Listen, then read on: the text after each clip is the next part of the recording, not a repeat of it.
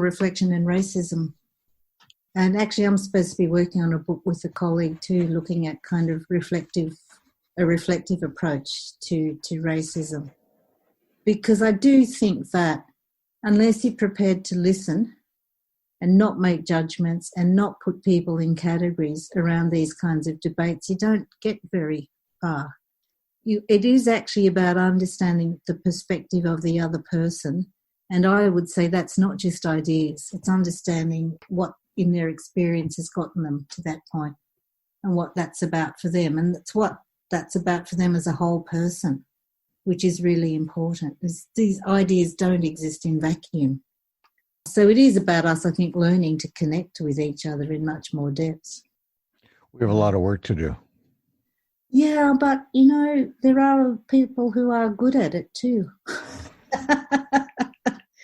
And I do think reflection is taking a bit more of a hold. So I think it can be done, but it does take some unlearning, if you like, because it's not part of our normal Western culture to think in this way. And that's why people have to be taught, I think. It doesn't come naturally. Yeah, but it can be done, Don. It starts small and you do see transformational change. Have you seen my latest book called Learning Critical Reflection, Experiences of a Transformative Learner? I have seen it. Yeah. So some of those examples are really good illustrations of what happens. So I have a lot of catching up to do. I reckon, someone like you read a little bit, you'll get the principles. At the end of the day, it's understanding the basic principles.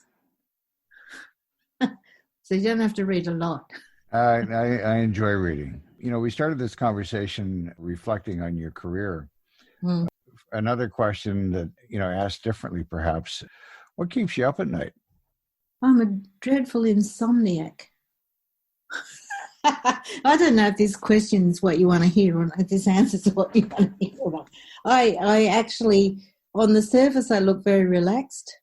I worry about a whole range of very small things constantly at night, like what I haven't done, or I should have done something earlier, or I forgot about such and such, or how will I respond to so-and-so.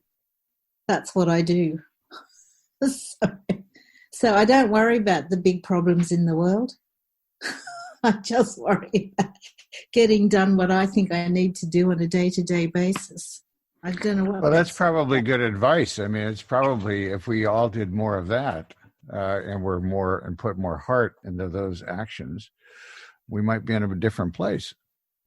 Well, I don't know. I think having work which allows me to feel I'm making a contribution on a bigger level, and I think I'm doing my best at that as I can. And I enjoy it. I'm lucky to enjoy it, frankly.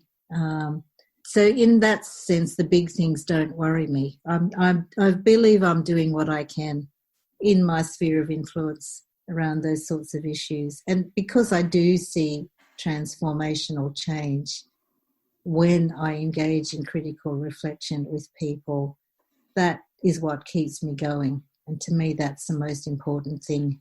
So it's just sort of last little worries that keep me up at night, which I suppose I'm lucky, aren't I, when I put it like that.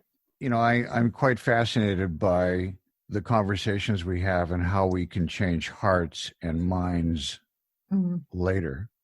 But if we can reach hearts first, then clearly we are on the right track. Yeah. And it's hearts and minds and souls, Don, I always say. The heart's the emotion, the minds is the assumptions and the thinking, and the souls is the values, the fundamental values. And ultimately, good critical reflection session brings out the fundamental values and allows you to see how you can connect other things that you do with that. Because that often is what causes people angst. They have these values and then they think there's no way they can enact them at all, given the current state of the world. But if they're reflexive, they can see what is my sphere of influence and what can I do within that? And it actually opens up a whole range of things. I really want to thank you for joining us. Well, thank you very much for the invitation. I always enjoy talking about these things, as you can tell. Well, I'm grateful. I hope we stay in touch. Yeah, please do. If you want to learn more about reflective practice and critical reflection, you can find Janice Fook online almost anywhere, or at the University of Vermont at janice.fook@uvm.edu. That's another edition of the Conversation Lab. This radio program and podcast is produced by CFRO-FM in Vancouver's downtown east side on the territories of the Musqueam, Squamish, and Tsleil-Waututh nations. Our gratitude and thanks to them, as well as the many not-for-profit organizations and community groups for their support.